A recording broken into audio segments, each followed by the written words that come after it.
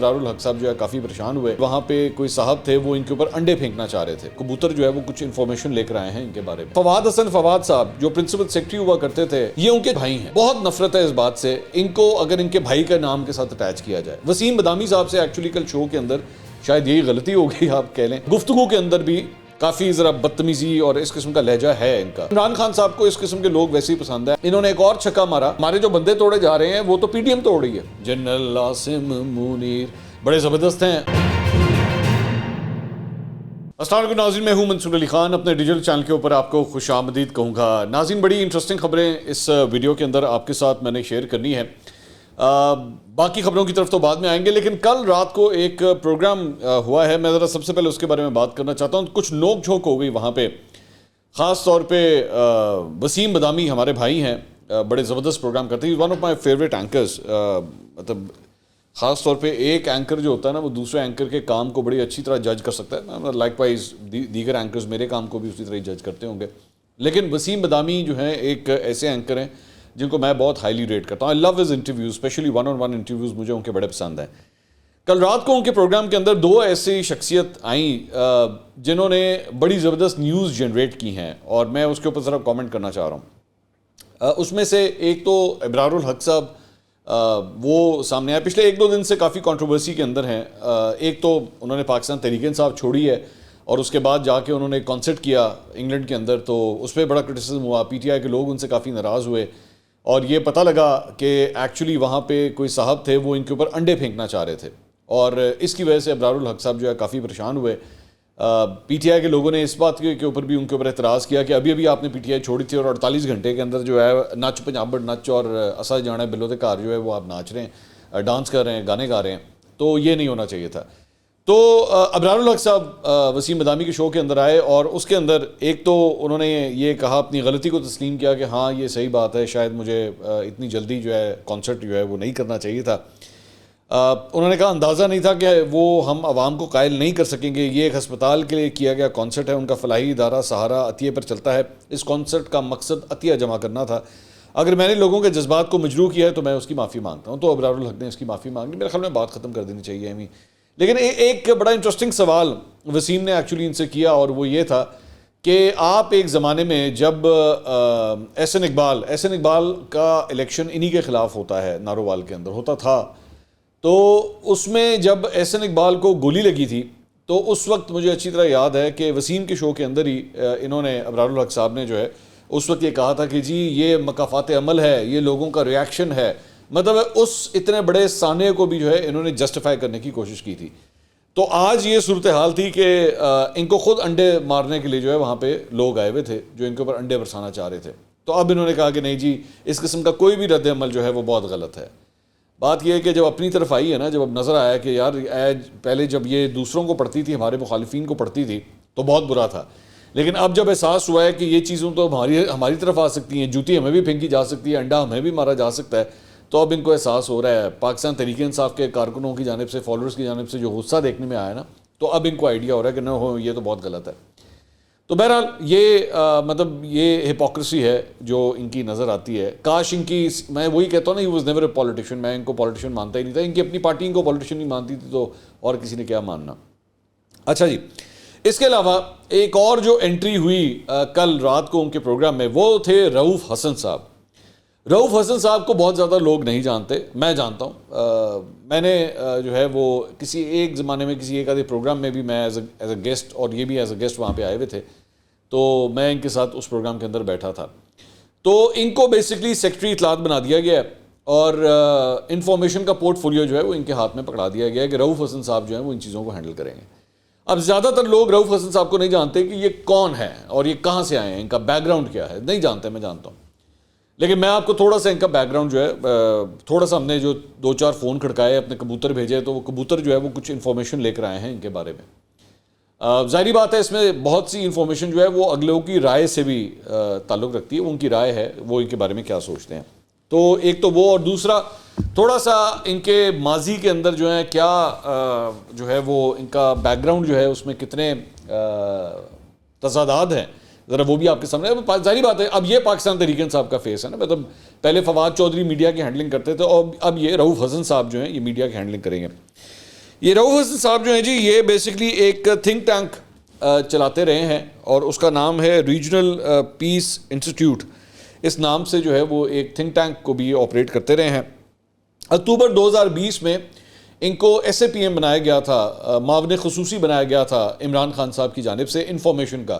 انہوں نے عاصم سلیم باجوہ صاحب, وہی عاصم سلیم باجوہ صاحب جن کا ایک زمانے میں پیزا کی وہ جو ایک چین تھی اس سے ریلیٹڈ ایک کنٹروورسی آئی تھی, تو اس کے بعد عاصم سلیم باجوہ صاحب جو ہے وہ بھی انفارمیشن کے پورٹ فولیو کو ہینڈل کرتے تھے, تو انہوں نے ریزائن کر دیا تھا. تو اس کے بعد یہ رؤف حسن صاحب جو ہیں اکتوبر 2020 میں ان کو یہ ذمہ داری دی گئی تھی. دس واز ویری انٹرسٹنگ کہ اس وقت ایک ہی وقت میں جو ہے رؤف حسن صاحب کے پاس بھی یہ ذمہ داری تھی اور انفارمیشن منسٹر جو ہیں وہ شبلی فراز تھے, جبکہ شہباز گل صاحب بھی جو ہے بیچ میں میڈیا کے حوالے سے پنگے لیتے رہتے تھے. تو عجیب کھچڑی پکی ہوئی تھی. میں نے یہ تو آپ جانتے ہیں کہ عمران خان صاحب ہمیشہ میڈیا, سوشل میڈیا, مین اسٹریم میڈیا اس کو بڑی امپورٹنس دیتے ہیں. تو 3 مختلف لوگ جو ہیں وہ اس وقت یہ کھچڑی جو ہے وہ سنبھال رہے تھے. اچھا, رؤف حسن صاحب جو ہیں ایز سچ انہوں نے کبھی کوئی پروگرام وغیرہ اینکر شینکر نہیں کیا ہوا, کالمز وغیرہ بہت لکھے ہیں, یہ کالمز کافی لکھتے رہتے ہیں, تو اس وجہ سے ان کو جو ہے وہ یہ پورٹ فولیو جو ہے وہ دیا گیا. اب آ جائیں ذرا تھوڑا سا پرسنل ٹریٹس کے حوالے سے جو میں نے تھوڑی سی انفارمیشن ان کے بارے میں گیدر کی. ان کے بارے میں یہ ایک زمانے میں گورڈن کالج کے اندر جو ہے وہ انگریزی کے ٹیچر ہوا کرتے تھے ایک زمانے میں. اس کے بعد انہوں نے اپنی ایک ایڈورٹیزمنٹ ایجنسی جو ہے وہ کھولی. یہ میں بات بتا رہا ہوں آپ کو تقریباً 80s کی. ایک ایڈورٹیزمنٹ ایجنسی بھی اس کے بعد انہوں نے کھولی. بعد میں وہ مختلف وجوہات کی وجہ سے وہ بند ہو گئی. اس کے بعد آگے چل کے بتایا جاتا ہے یہ عرفان صدیقی صاحب جو مسلم لیگ نون کے ساتھ اٹیچڈ ہیں, یہ ان کے بڑے قریبی ہوا کرتے تھے ایک زمانے میں. تو عرفان صدیقی صاحب نے ان کو ایکچولی نواز شریف صاحب سے انٹروڈیوس بھی کروایا تھا. اور لندن میں رؤف حسن صاحب کی نواز شریف صاحب سے جب یہ بات ہے تقریباً 2007 کی 2006-2007 کی اپروکسیمیٹلی بات ہے, تو اس وقت رؤف حسن صاحب کو مسلم لیگ نون کی چند میٹنگز کے اندر بٹھایا بھی گیا تھا, یہ بیٹھے بھی تھے وہاں پہ. لیکن مسلم لیگ نون کے حلقے یہ کہتے ہیں کہ نواز شریف صاحب ان کی خیالات سے یا ان کی طرز گفتگو سے کچھ زیادہ امپریس نہیں ہوئے, تو اس کے بعد ان کو وہاں سے سائڈ لائن کر دیا گیا, دوبارہ ان کو جو ہے وہ نہیں بلایا گیا. لیکن شہباز شریف صاحب جو ہیں ان کی ایک کمزوری ہے یہ بتایا جاتا ہے, اور شہباز شریف صاحب کی ایک کمزوری یہ ہے کہ وہ انگریزی لکھنے والے, انگریزی کے اوپر جن کو عبور حاصل ہو, انگریزی دان جسے کہتے ہیں, ان سے بہت امپریس ہوتے ہیں, بہت جلدی امپریس ہوتے ہیں.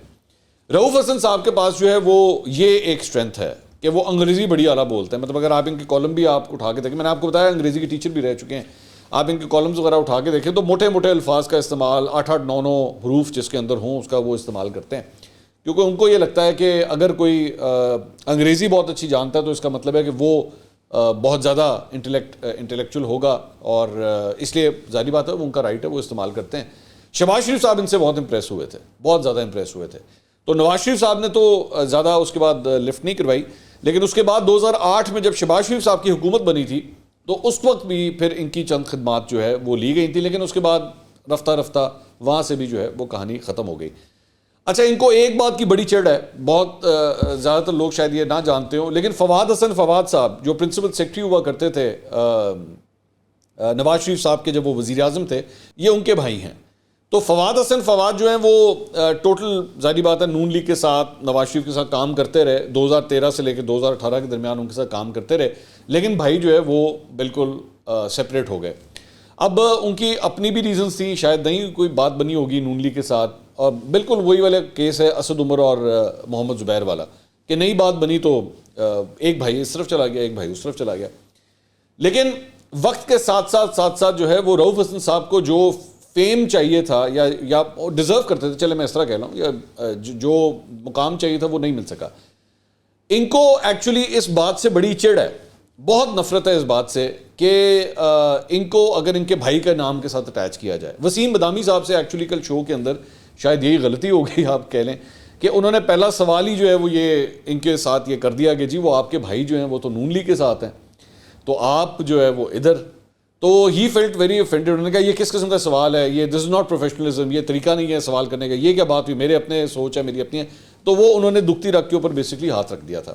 ایکچولی ہوا یہ تھا کہ اکتوبر 2020 میں جب ان کو ایس اے پی ایم بنایا گیا تھا تو اس سے پہلے بھی پارٹی کے اندر اس بات کی ڈسکشن چل رہی تھی کہ یار یہ فواد حسن فواد کا بھائی ہے, فواد حسن فواد جو ہے وہ تو نون لیگ کے ساتھ ہے, تو کیا ان کو اتنا امپورٹنٹ پورٹ فولیو دینا چاہیے کہ نہیں دینا چاہیے. لیکن الٹیمیٹلی عمران خان صاحب کو بھی جو ہے وہ اس قسم کے لوگ پسند آتے ہیں، ذرا انگریزی ٹچ وغیرہ. اور اچھا پھر یہ ان کی نا ذرا تھوڑا سا گفتگو کے اندر بھی کافی ذرا بدتمیزی اور اس قسم کا لہجہ ہے ان کا، مطلب یہ مکھی نہیں بیٹھنے دیتے ادھر ناک کے اوپر. تو عمران خان صاحب کو اس قسم کے لوگ ویسے ہی پسند ہے. انہوں بھی لتاڑتا تھے، انہوں بھی لتاڑتا ہے، انہوں بھی چھڑانگا تھے، انہوں بھی نہیں چھڑانگا. تو اس قسم کے لوگ ویسے ہی عمران خان صاحب کو بہت پسند ہے. تو یہ تکبر جو ہے یہ کل ایکچولی وسیم مدامی صاحب کے شو کے اندر بھی نظر آ رہا تھا. آئی اسٹل تھنک کہ وسیم مدامی نے ایکچولی بڑے آرام سے ان کو جانے دیا، بڑے آرام سے ان کو ہینڈل کیا، ورنہ جس لہجے میں یہ گفتگو کر رہے تھے معاملہ ہیٹ اپ بھی ہو سکتا تھا. But obviously Wasim is a professional anchor اور انہوں نے بڑے آرام سے جو ہے آگے لے کے چلے. اپنی اسی گفتگو کے دوران جو ہے انہوں نے ایک اور چھکا مارا جب انہوں نے کہا کہ جی وہ ہمارے جو بندے توڑے جا رہے ہیں وہ تو پی ڈی ایم توڑ رہی ہے. تو یہ ان کا مطلب پہلا ہفتہ ہے ایک نئی ذمہ داری کے اندر. تو اس پہلے ہفتے کے اندر ہی انہوں نے یہ جو کہہ دیا ہے نا یہ رؤوف حسن صاحب نے، یہ لکھا جائے گا کہ آنے والے وقت میں جب کبھی کوئی پاکستان تحریک انصاف کا کارکن رہنما اگر اس نے کہا کہ ہمارے بندے جو ہے وہ اسٹیبلشمنٹ توڑ رہی ہے یا وہ ان کے اوپر دباؤ ڈال رہی ہے، تو بات نہیں اب مانی جائے گی. کیونکہ جناب جس بندے کو آپ لوگوں نے سیکرٹری اطلاعات بنایا نا پی ٹی آئی کا، وہ وسیم مدامی صاحب کے شو کے اندر یہ بات کہہ کے گیا کہ ہمارے بندے تو پی ڈی ایم توڑ رہی ہے اور ہمارا پھڈا تو پی ڈی ایم کے ساتھ ہے، اسٹیبلشمنٹ کے ساتھ تو ہمارا پھڈا ہی کوئی نہیں. انہوں نے کہا جی ہمارا اسٹیبلشمنٹ سے کوئی مسئلہ نہیں ہے. اور یہ بالکل غلط تاثر ہے اگر کوئی اس طرح کی بنانے کی کوشش کر رہا ہے. یہ پی ڈی ایم ہے، یہ پی ڈی ایم والے ہیں، یہ سب کے سب P D M. So basically پہلے جو ان کی گفتگو سے جو ایک وہ بات لگتی ہے نا وہ یہ ہے کہ تمام کا تمام فوکس جو ہے نا وہ پی ڈی ایم کی طرف لے کے جانا ہے، اسٹیبلشمنٹ کے ساتھ جو ہے نا وہ اپنے تعلقات کو ٹھیک کرنا ہے، اس طرف لے کے جانا ہے. ماضی کی چند چیزیں ہم نے ان کی نکالی، تھوڑی سی ان کی ٹویٹس نکالی جو میں ذرا آپ کے ساتھ شیئر کرنا چاہ رہا ہوں. یہ ایک ٹویٹ ہے 2019 کی، جون 2019 کی، ٹھیک ہے. اب میں اس سے ذرا ان کے خیالات کا ذرا پتہ لگتا ہے کہ ان کی کس قسم کی سوچ ہے. اس وقت جی آصف علی زرداری کے پروڈکشن آرڈرز کے بارے میں بات ہو رہی تھی. آصف علی زرداری اس وقت نیب کی کسٹڈی میں تھے، وہ اندر حراست میں تھے، تو ان کے پروڈکشن آرڈرز کے بارے میں بات ہو رہی ہے. تو موصوف کی ڈیموکریسی کے اوپر یا پارلیمانی جو روایات ہیں اس کے اوپر کتنا کوئی یقین ہے اس کو ذرا دیکھیے گا. کہتے ہیں no production order should be issued for Zardari by national assembly speaker. Asad Qaiser صاحب کو پروڈکشن آرڈر نہیں جاری کرنے چاہیے. He should not be allowed to make a mockery of the investigation process like in the case of Shehbaz Sharif. ان کو مذاق نہیں اڑانے دینا چاہیے، ان کے کوئی پروڈکشن آرڈر جاری نہیں کرنے چاہیے. تو رؤوف حسن صاحب آج جو پاکستان تحریک انصاف کے لوگوں کے ساتھ جو کچھ ہو رہا ہے اس کے بارے میں آپ کی کیا رائے ہے؟ یعنی کہ ایک چیز جو ایک بیسک رائٹ ہے ایک پارلیمنٹیرین کا، تو اس کو کیونکہ آپ کو بہت برا لگتا ہے آصف علی زرداری یا آپ کو بہت برا لگتا ہے شہباز شریف، تو اس کی کوئی پروڈکشن آرڈر جو ہے وہ جاری نہیں ہونا چاہیے. یہ ان کی ڈیموکریٹک سوچ ہے. اس کے بعد ایک اور یہ ٹویٹ ہے 4 دسمبر 2019 کی. اس میں کیا فرماتے ہیں اب یہ بڑا انٹرسٹنگ ایک سیکوینس جو ہے نا شروع ہونے لگا ہے. The media silence on Riaz Malik Sharif family corruption nexus is simply deafening. Oh my انگریزی کا ٹچ میں کیا تسی Oh my how they would sell their souls to the devil himself for the coins of silver. Sickening partnership. کیسی انگریزی ہے تو لگتا نہیں شیکسپیئر لکھتا پہ. تو وہ بیسکلی کہہ رہے ہیں کہ جی ملک ریاض اور آپ دیکھیں کیا نیکسس بنا ہے نواز شریف کا، اور یہ دیکھیں اپنا ضمیر بیچ دیا. وہ تو عمران خان والے ڈائلاگ ہے نا، ضمیر اس نے بھی ضمیر بیچ دیا، اس نے بھی ضمیر بیچ دیا، یہ بھی بک گیا وہ بھی بک گیا. یہ ٹپیکل وہی چیز ہے. اس کے بعد ایک اور ٹویٹ آتی ہے جناب، یہ مئی 2020 میں، یہ بھی ذرا پڑھنے والی ہے. اس میں لکھتے ہیں The fact that media is dead silent on the issue involving Riaz Malik's family speaks volumes about how independent it really is. Sold for every spoken and written word, disgusting and shameful. کتنی گندی بات ہے. ملک ریاض کا نام نہیں لیتا media. یہ کس قسم کے لوگ ہیں؟ بک گئے ہیں، سب بک گئے ہیں. کتنی گل ہو رہی ہے؟ ملک ریاض تھی. اس کے بعد اس کے اندر یہ جناب کے ذرا جوابات دیکھیے گا. No TV channel is covering Supreme Court proceedings or land grabbing cases being filed against Malik Riaz. دوبارہ ملک ریاض کا بات ہو رہا ہے. I guess he has the media in his pocket. یہ کسی نے یہ لکھا، جلال اسحاق صاحب کوئی ہیں. رؤوف حسن صاحب آگے سے جواب دیتے ہیں It is a coalition of the corrupt. There are many of these working in the country. Such fang-ups have become even more relevant now that IK's government has stopped the release of illicit ads worth billions to media houses. There is going to be much crying. وہی پرانا کہ جی media کو actually اشتہار نہیں دے رہے، اس لیے media یہ سب کچھ کر رہا ہے. گل ہو رہی ملک ریاض دی. آگے اس کے بعد ایک جاوید خان صاحب لکھتے ہیں It is high time that the benefits obtained by anchors, journalists and media houses in the last 10 years be brought out in the open. Let there be accountability of the media also. ٹھیک ہے. آگے پھر لکھتے ہیں یہ absolutely vital SC has a list of journalists who receive benefits from Malik Riaz with check numbers, amounts, banks and other details. It should be made public. Let there be an inquiry into their assets details. یہ کیا فرما رہے ہیں کہ جی ملک ریاض سے صحافیوں نے اور ان لوگوں نے پیسے لیے ہوئے ہیں اور سپریم کورٹ کے پاس پوری ڈیٹیلز ہیں اس ساری چیز کی, چیک نمبر بھی ہے اور یہ ساری چیز جو ہے پبلک ہو جانی چاہیے. اب یہ بات ہو رہی ہے 2018 کی, تو موصوف آپ جب اکتوبر 2020 میں بنے تھے, SAPM بنے تھے انفارمیشن کے, تو کر دینی تھے نا اس وقت ریلیز. اپنے کپتان کو اس وقت کہنا تھا اینا تانوں ملک ریاض اتنے چبدا پیا سی, ملک ریاض کا نام نہیں لیتے ہوں تسی آپ کیوں نسدے پے ہو. اب آپ لوگ کیوں اب پتہ, اور پیچھے بیٹھ کے جس ملک ریاض کو آپ لوگ گالیاں دے رہے تھے اسی ملک ریاض سے آپ کے کپتان نے 458 کنال زمین لے لی تھی حضور ہے. یہاں پہ بیٹھ کے صحافیوں کو آپ کو SAPM انفارمیشن کا بنایا ہوا تھا, تو آپ نے یہ کام سٹارٹ کر دیا تھا کہ آپ میڈیا کو ہی بولنا شروع ہو گئے تھے, اور پیچھے آپ کا کپتان جو ہے تو وہ بیٹھ کے ان سے 458 کنال زمین لے رہا ہے. وہ صحیح ہے سیڈ لفافے کر کے جو ہے وہ آگے وہ پیسے اس کے سپریم کورٹ کو بھیجے جا رہے ہیں, وہ ٹھیک ہے, وہاں جا کے منہ بند ہو جاتا ہے. یہ ہیں نئے سیکرٹری اطلاعات جناب پاکستان تحریک انصاف کے رؤوف حسن صاحب. ایک اور بڑی انٹرسٹنگ ٹویٹ ہے, یہ 2022 کی ہے. یہ تب کا ٹائم ہے جب جنرل باجوہ کی ریٹائرمنٹ ہونے لگی تھی. Make no mistake, the appointment of general Munir is a big defeat for Imran Khan. General Asim Munir کا نام جو ہے وہ سلیکٹ ہو گیا ہوا تھا. But with all that popular support he enjoys, if he plays his cards right and tones down his act, he could still position himself well for elections whenever they happen. اس انہوں نے لکھا, یہ بھی ایک صحافی ہیں جنہوں نے لکھا کہ جی عاصم منیر صاحب کی جو سلیکشن ہے نا یہ عمران خان صاحب کی ڈیفیٹ ہے. آگے سے یہ صاحب کیا فرما رہے ہیں, It's strange to see defeat in the appointment of army chief in the backdrop of General Bajwa exhortation that the institution is neutral. Khan is not seeking support from the army. PTI wants the institution depoliticized. General Munir is as good person to do that as anyone else. کہ جی general Asim Munir بڑے زبردست ہیں, general Asim Munir بڑے زبردست ہیں اور جناب وہ یہ سارا کام کریں گے اور آپ دیکھیے گا ہمیں تو کوئی مسئلہ نہیں ہے, کوئی ڈیفیٹ نہیں ہے, کوئی کچھ نہیں ہے. ٹھیک ہے. بعد میں جن صاحب نے ان کو ابھی 2 دن پہلے 3 دن پہلے سیکرٹری اطلاعات اپنا بنایا ہے پارٹی کا, وہی صاحب عمران خان صاحب جب کورٹ کے اندر کھڑے ہوئے تھے تو انٹرنیشنل میڈیا کو کہہ رہے تھے کہ ایک کوئی بندے نال میرا پھڈا ہے, وہ ہے جنرل عاصم منیر, یہ ان کی وجہ سے ہوا ہے سب کچھ.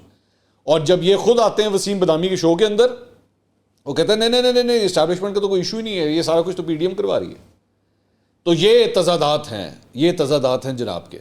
اب میں صرف ایک چھوٹی سی درخواست ان سے کروں گا کہ تھوڑا سا اپنے آپ کو نا ٹون ڈاؤن کریں, اپنی لینگویج کو تھوڑا سا درست کریں. اب آپ ایک پارٹی کے عہدے کے اوپر بیٹھ رہے ہیں اور آپ کی پارٹی بھی اس وقت شدید مشکلات کے اندر. یہ اکڑنے اکڑنے کی ضرورت نہیں ہے, لوگوں کے ساتھ بدتمیزیاں کرنے کی ضرورت نہیں ہے, اپنے الفاظ کو چیک کریں. یہ وسیم بدامی نے پھر بھی آپ کو بڑا ہلکا چھوڑ دیا. کوئی ساڑھے ورگا ٹکر گیا نا تو پھر آگے سے پھر ہمیں بھی سنانی آتی ہیں.